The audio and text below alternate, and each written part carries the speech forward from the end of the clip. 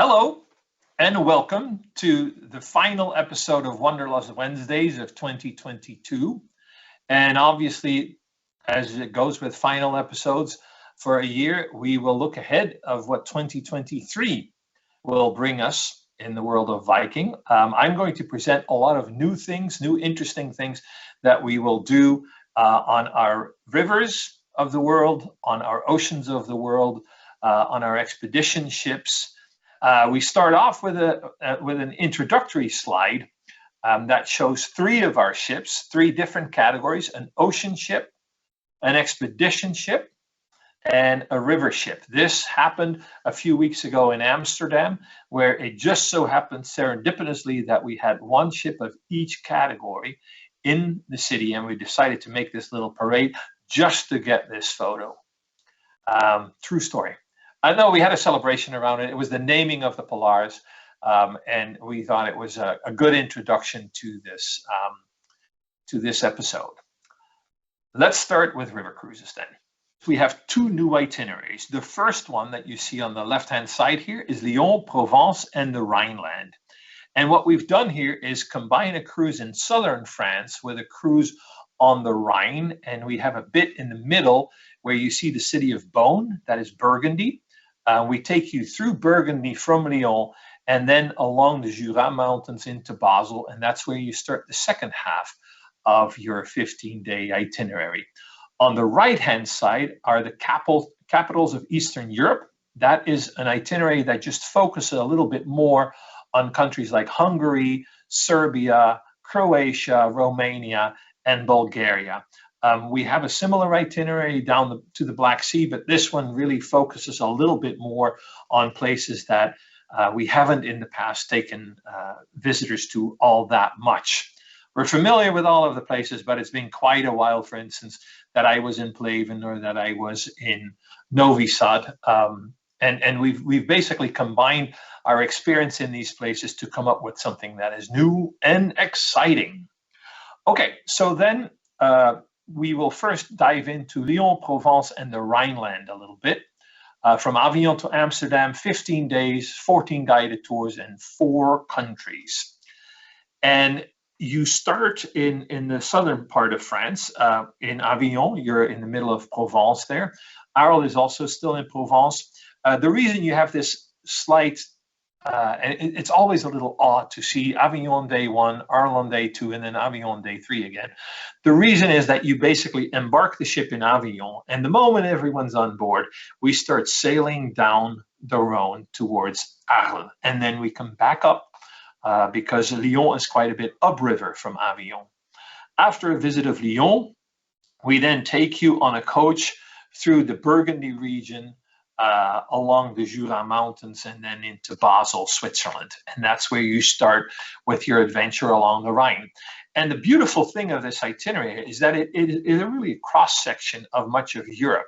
What you see here looks a little bit German, but of course this is in Strasbourg in Alsace. And Alsace is the region that separates, that it's part of France, but it borders Germany. And it's really a region where these two cultures, the French and German culture, have blended into something that is very uniquely Alsatian. So the beautiful thing about this itinerary is really that it focuses not even so much on countries as it focuses on regions. And with every day you get a new region, with every day you get a little bit of new flavor. This image actually shows you the church tower, a church tower in Avignon in the evening, and then a castle along the Rhine. And that gives you a really good idea of the variety of landscapes that you will be traveling through.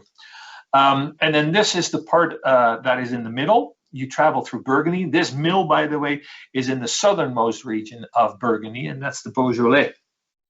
We offer in that small little region, we offer a visit to Beaune, which is, it's not the capital of Burgundy because that's Dijon, but Beaune is small. It has the wonderful Hospice de Beaune, a beautiful medieval building with these colorful glazed tiles, and it is, if you will, the unofficial capital of Burgundy. It's the image that you quite often see in picture books. When you look at a picture book of France, there's always a picture of the Hospice de Beaune or of the city itself.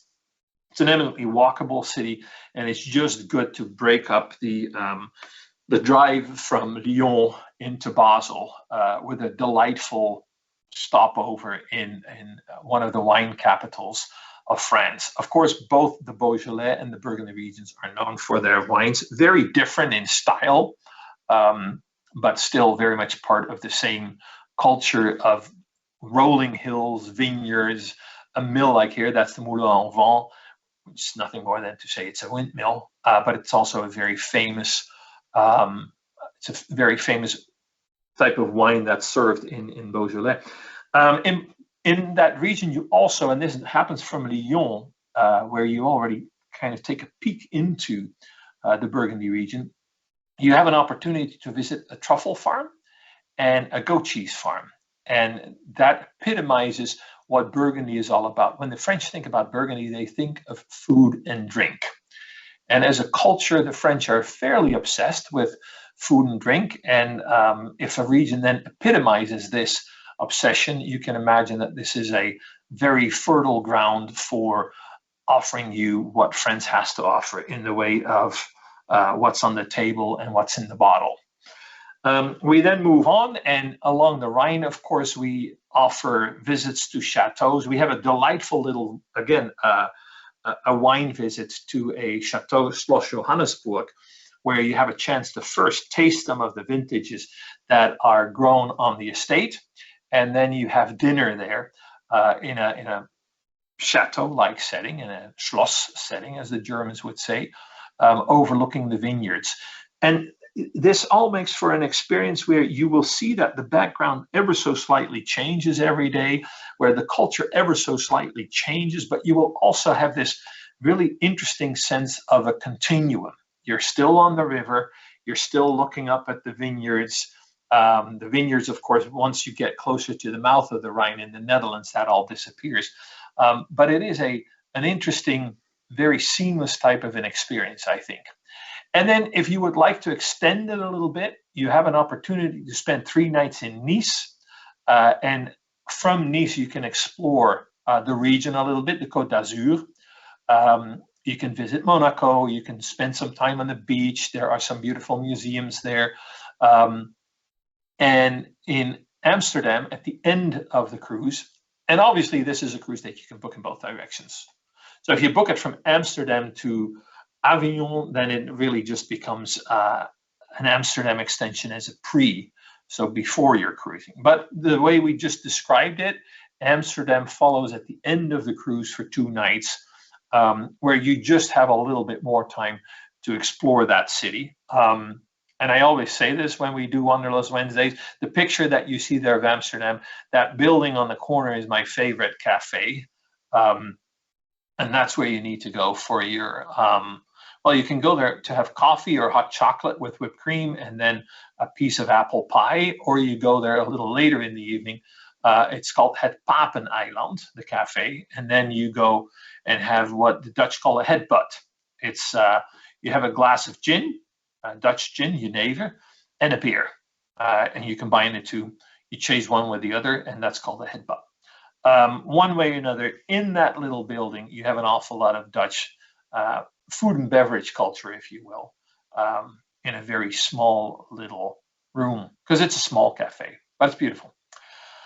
So that's for the for that new combo. We hear you. We listen to our guests quite a bit. We like to talk to you as you travel on our ships. And what we found is that longer itineraries are favored, especially with travel being, not always as easy as it used to be. Once you decide to make the jump across the pond, longer vacations seem to be the way that, or longer trips seem to be the way that a lot of people now tend. And that leads us to the capitals of Eastern Europe. As I mentioned, it's a river. It's the Danube, really the lower Danube, if you will, that we also already travel on. But this has basically rearranged, re-emphasized some cities and giving you some new flavors on your way towards the Black Sea. This actually is an itinerary that takes you all the way to Constanza on day 14. And in Constanza, you actually do get to the Black Sea. I'll show you this picture here because it has some very iconic destinations along the lower Danube. The first picture here on the left-hand side, that is the Iron Gates. That is a very narrow gorge between Romania and Serbia that the ship sails through. And this takes a few hours. It's a very vast landscape that you can enjoy as you cruise along. And then on the right-hand side is the casino, an Art Nouveau building that was erected in the early 20th century on the shores of the Black Sea. And that's in Constanza. Constanza is a city that is older than our age. It predates our modern era. It's because the Greek founded it about 4 centuries before Christ, and there's very little of it left, but there are some Roman ruins left. It was part of the Ottoman Empire at one point, so it's a city that it's relatively small. It's not huge, and it's all very walkable. What is fun, though, is that it is a city that has Orthodox churches. It has some Roman ruins and some Roman mosaics that you can visit. It has a few mosques, and it has an exuberant building like this one, the casino, on the shores of the Black Sea. So it is a really interesting mix of cultures. Another city that's new in the lineup is Novi Sad in Serbia. And this was a city that many years ago, about 15, 16 years ago, we used to visit because it was where a bridge that had been destroyed during the Yugoslav wars had been replaced by a pontoon bridge. And river ships needed to stop in Novi Sad overnight and wait for that bridge to open very early in the morning, like at 3 o'clock in the morning. We've now decided that it's time to come back to Novi Sad. The picture that you see here is the Novovaradin fortress that overlooks the city. In Serbia, you have these, it's the same in Belgrade, you have these very large fortifications that sit in very strategic places. They usually overlook a bend in the river or where two rivers converge. And obviously that was just for military purposes, to really see where your enemies were coming from and to control that part of the Danube in this case. And then if you wanted to extend this cruise a little bit further, we have something that's quite unique and that we're quite proud of, because we've broken a few, if you will, a few national boundaries by saying, okay, from Budapest, why don't we venture a little south into from Vienna actually? Why don't we venture a little south into Croatia in this case? And so we visit on this 5-night extension, which is entirely escorted. So you have a Viking tour director with you from day one to the very end in Vienna. We take you to Zagreb, the capital of Croatia. Show you around that city.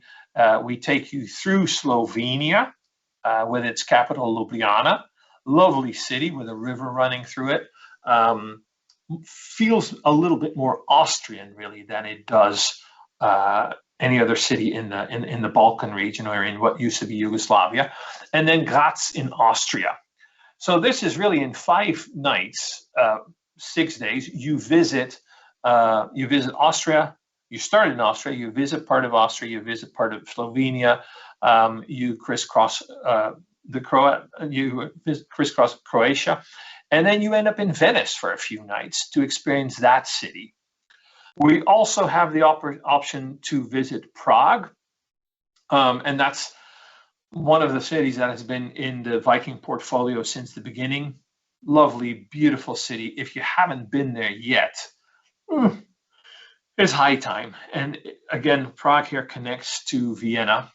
We also have on the, if you will, the bottom end, so the Romanian end of this itinerary, we have a very popular Transylvania and Bucharest extension. And that, of course, the highlight of the Transylvania extension is the visit to the castle that was rumored to be owned by Vlad Tepes, who we know as Dracula.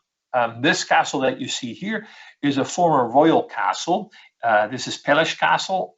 Beautiful, doesn't quite have the same terror ring to it as, of course, Bran Castle, which is the castle that was inhabited at one point by Dracula, by Count Dracula, the son of the dragon. And then we also have the option of spending 3 nights in Istanbul. This is the Hagia Sophia. It just so happened that I returned from Istanbul a few weeks ago, and it is one of those places, if you haven't been to Istanbul, you will find that it is one of the very, very great cities of the world, certainly of Europe, but I think it's one of the great cities in the world. And it has everything to do with the fact that it has hundreds of years of history in plain sight. The Hagia Sophia is one of the oldest, was one of the oldest and one of the largest churches of Christianity. It then became a mosque, and everything that you see around the Hagia Sophia, which sits in the heart of Istanbul, is testimony to hundreds of years, so centuries of civilization in all shades and in all directions. It's really a meeting place here on the Bosphorus of various different cultures, and that's still very much alive. 3 nights gives you a good 3 days. I spend, I think it was 3 days in Istanbul, and I could have easily made it into a week. All right, complete change of scenery now. This is the Viking Aton, and that is a ship that we're launching in 2023 as the sister ship to the ship we just christened this year, the Viking Osiris. And these 2 ships are by far, and I'm not just saying this, I've seen a lot of ships on the Nile. These are by far the nicest ships that you will find on the Nile. The staterooms are a complete match with anything else that you will find in the Viking fleet. And you have resident Egyptologists that travel with you for an incredible program of enrichment and of guided tours, where they will take you by the hand and explain to you what it is that you see, from the pyramids of Cheops to the temples, to the Philae Temple in Aswan. You travel on the ship between Luxor and Aswan, where you see the temples of Luxor, you see the Valley of the Kings, the Valley of the Queens, Hatshepsut Temple. You also spend time in Cairo to see the pyramids, the Great Bazaar, some of the grand mosques there. It is one of our, I think it's one of the things that we're most proud of. We were among the last people to leave during the Arab Spring from Egypt. We came right back when things settled down a little bit, and we have very deep roots by now in Egypt. And those ships are the first, I think, the first of a new generation of ships that sail the Nile, and it's in unparalleled comfort. And then I catch my breath for a moment, and then we will continue with our ocean product.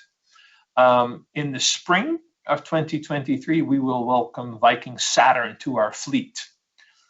Our fleet consists of ships that carry 930 guests. It's classified as a small ship, and we like to think of it as a small ship. You will not experience it as a small ship because you have a lot of room in your stateroom, but more importantly, you also have a lot of room in the public areas. And I do believe that that's one of the most beautiful things about life on our ships, that there are so many nooks and crannies on the ship where you can relax with a book, where you can have a conversation with a handful of newfound friends, where you can listen to music, where you can listen to lectures, where you can get together with like-minded people to discuss a particular topic with a Viking resident historian. We've always dedicated an awful lot of time, attention, and detail in the planning on these public spaces. They've always been very important to the concept of traveling with us. And with that, I will launch into a number of itineraries that we are introducing in 2023. And here again, we have learned that longer cruises are quite popular with our guests.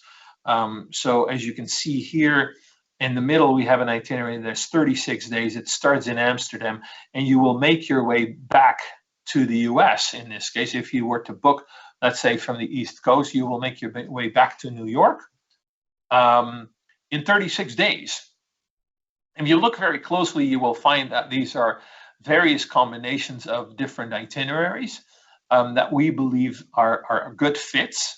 So if we focus on Grand Fjords and iconic Viking shores for a moment, you travel up the coast of Norway, you then visit Svalbard, and you're right below the 80th degree of latitude. You're already far above the Arctic Circle at this stage, because northern Norway is already above the Arctic Circle. The North Cape is. And in Svalbard, you will find this very strange culture, if you will, at the end of the known world. It's one of the northernmost places that you will ever visit. And there are humans, there were some mines there in the past, there are fisheries. Today, Longyearbyen on Svalbard is more, a staging area for visiting the fjords and the glaciers and the islands around the area, and you'll be looking for polar bears and for walrus around the time of year that we're there. It's spectacular nature. That's the reason why you go there. It has nothing to do, of course, with mining anymore. Longyearbyen is an interesting town, but it's also a town at the end of the world where you cannot expect grand museums, of course, or palaces. You really go there for the wildlife. These are two combos that we're also very excited about to announce, a combination of the British Isles and then Iceland. And of course, in the British Isles, you can see this here in the map on the left-hand side. We dedicate a lot of our time there to the Orkneys, to the Scottish Highlands, to the Shetland Islands. We go to the Faroe under the Danish flag, but with a high degree of independence.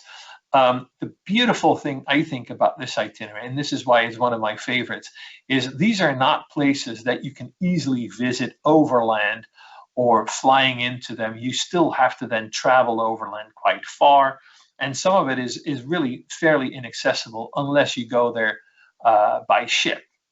The Shetlands, the Orkneys, Iceland for that matter, to travel around Iceland actually on a ship is quite a bit easier than doing it on by land. And the same thing is true, of course, for Greenland. Even the tips of Canada, the tips of Atlantic Canada, are somewhat more accessible by ship than overland. This is why those itineraries I really enjoy very much, and I love that we have the opportunity to bring you there in one fell swoop from London to Reykjavik, or from Reykjavik to London, and spend a month in places that you would just have a very hard time visiting in any other way. Okay, so this is Iceland and Norway's Arctic Explorer. Starts in Bergen, then goes into fjord country with Geiranger. It sails through the Norwegian Inside Passage, visits Narvik, Lofoten. You've seen these images of islands that just rise up out of the ocean, with little fishing villages kind of clinging to the side of these rock walls. We then visit Tromsø, the capital of the north, Honningsvåg to visit the North Cape, with the monument of the global sphere that sits on top of the North Cape there. You then sail even further. And the beautiful thing about doing that is you think that this is where the world ends as you leave the North Cape, but then you keep going, and on your way you will find Svalbard and then Jan Mayen, which is an island that you will sail by. It's essentially a volcano that sits on the North Atlantic Rift. It has the same volcanic origins that Iceland has, and you sail by. It's a fairly picture-perfect triangular or pyramidal mountain in the middle of the sea, and then you end up in Iceland, which again is also an island of volcanic origin, and every once in a while, as you may know, lava spews out of the earth there. It's an area, and this is why we have the polar bear here, but there's a lot more. It's an area of relatively undisturbed nature where you can keep on the lookout for polar bears, for whales, for walrus, and for a multitude of birds. A lot of the places that you visit are known for instance, for North Atlantic puffins. And this gives you an idea of what the North Cape looks like. And as you can see, the beautiful thing about these very steep coastlines is for birds, that's ideal. For smaller birds that need marginal land to nest on, it keeps them away from predators, foxes, whatever other animals, land predators cannot get to these steep cliffs, and even larger birds have a hard time landing on these nests. And that's why in some places of the world, you will find these cliffs and they're just populated by thousands and tens of thousands of birds at a time. The Grand Fjords and iconic Viking shores is a 36-day adventure with 23 guided tours, and you visit 7 countries. You start very flat in Amsterdam. I'm from the Netherlands, and I can assure you that much of the country is as flat as a pancake. Then in Skagen in Denmark, you're still very much in a flat part of the world. And then once you're in Norway, the mountains will start to rise out of the water, and your landscape will take on a very vertical feel as you travel up north towards North Cape, then Longyearbyen and Reykjavik. As I mentioned, it's the land of these cliffs, of these bird cliffs. This gives you an idea of Longyearbyen's history with this contraption that was built for a mine on the left-hand side. And then you can see these colorful wooden houses that sit on stilts because of permafrost. You can't build houses into the ground in Longyearbyen because the ground continuously freezes and thaws, and it would completely mangle the basement of your house. That's why the houses are kind of built in this somewhat more tenuous fashion, if you will. Greenland, Iceland, Norway, and beyond is another combination of these northern elements from Bergen to New York. And here you have a look at, and this looks like Greenland to me, off the top of my head. And again, it's a collection of destinations that is just very hard to reach in any other way. And here are those fabled Atlantic puffins. On the Westman Islands, you have the island of Heimaey, and that is known, that you could reasonably say that that's the Puffin Island. One of the best things here is that once a year, there are so many puffins. And these are all birds that need to, on these vertical cliffs, at some point, they need to make their way out of the nest and fly. The youth of a puffin is somewhat stressful when they're first ready to fly out of the nest, because they start to fall and then they develop enough oomph and they have instincts to then spread their wings and fly before they hit the water. So once a year, when it's that time where the birds leave the nest, some of the birds are somewhat disoriented, end up in the wrong place, and islanders will actually go down the street, find birds, and this has become more of a problem with civilization because houses are lit, of course, and the birds may get a little disoriented, although the nights are very short.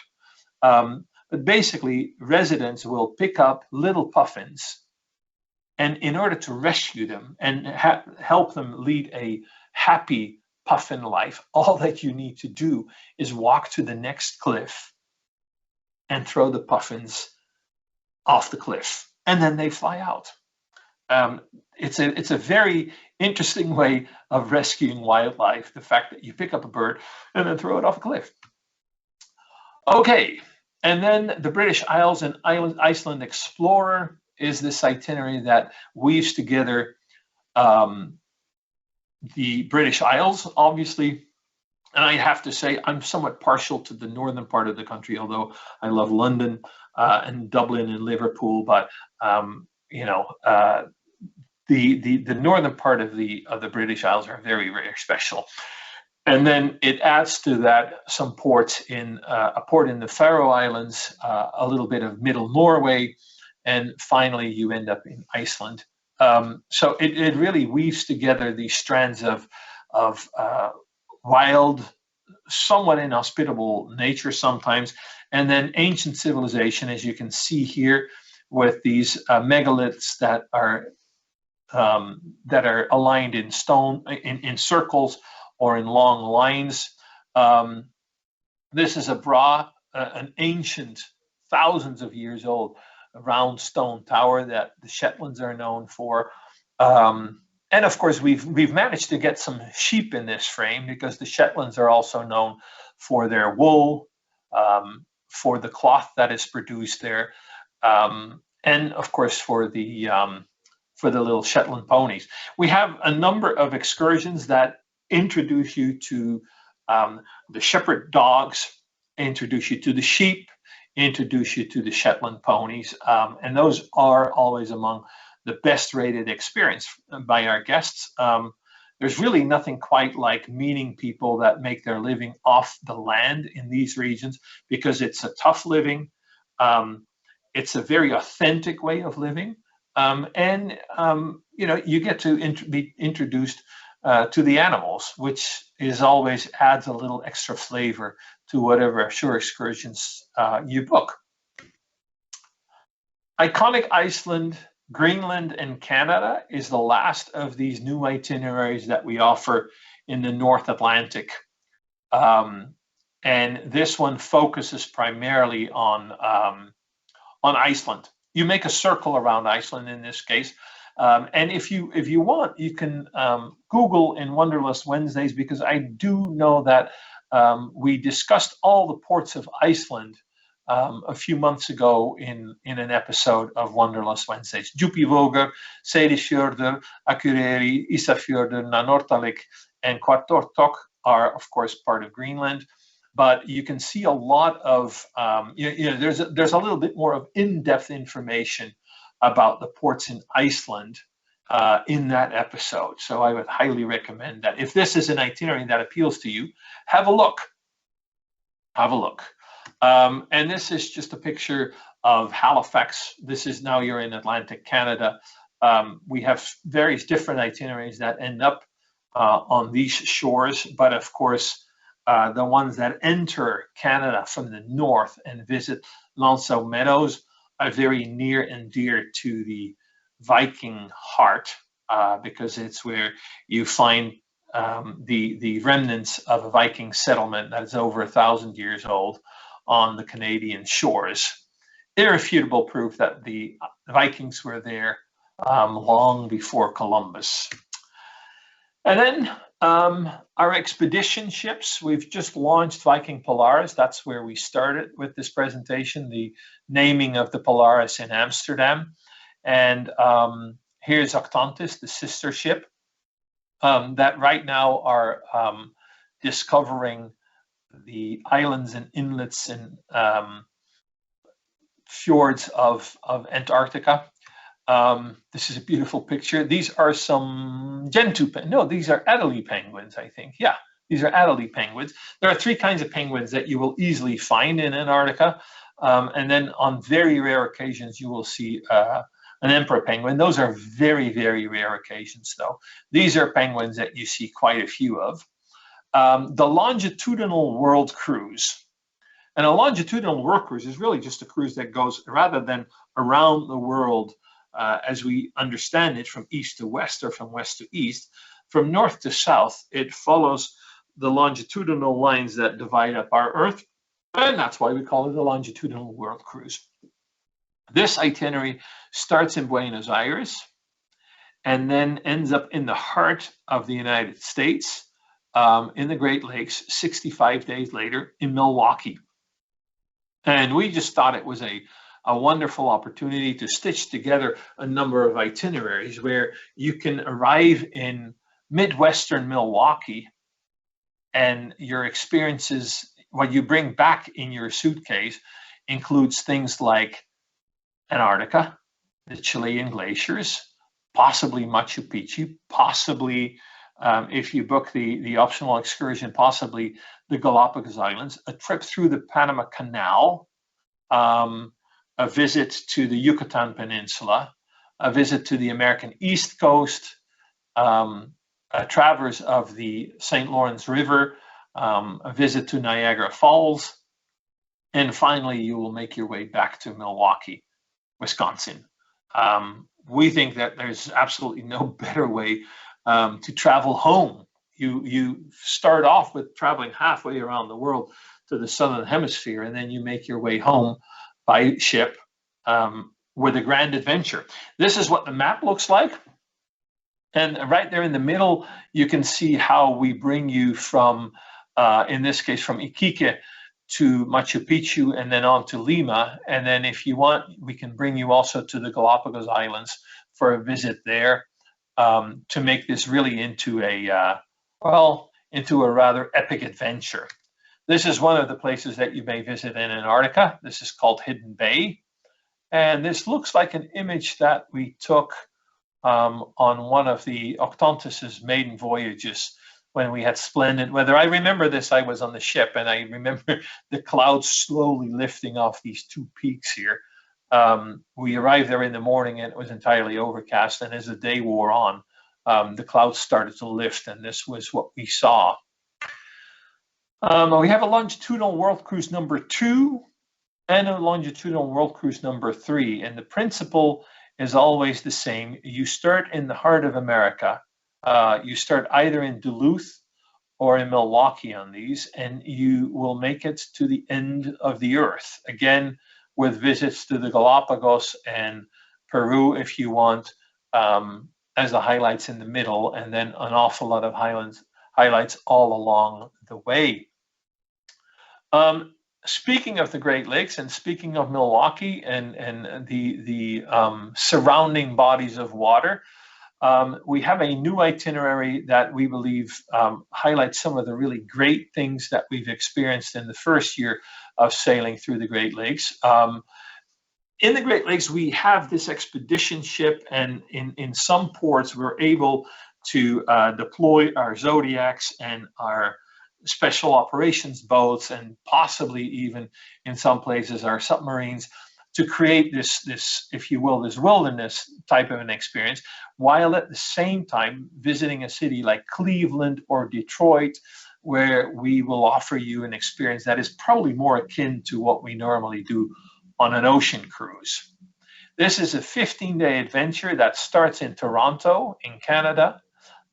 It visits Niagara Falls, Cleveland, Detroit, Alpena in Michigan, which is on a bay that is known for its amazing underwater experience. There are some shipwrecks there, some reefs and things.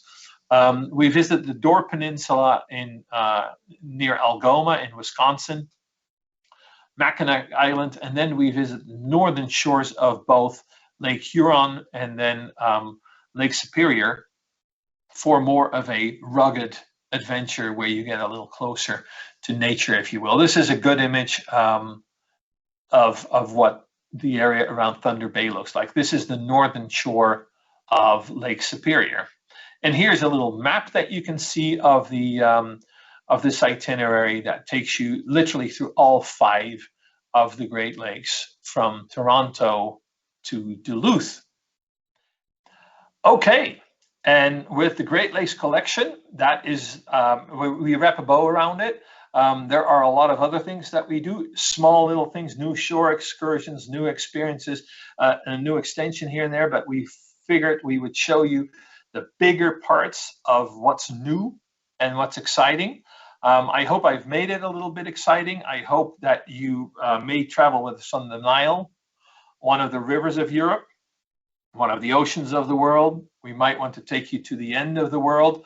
I hope I've whet your appetite a little bit, and all that's left to say is have a safe and a healthy start into the new year. And I hope to see you on board one of our vessels somewhere in the world of Viking in 2023. Thanks for watching. Have a good one.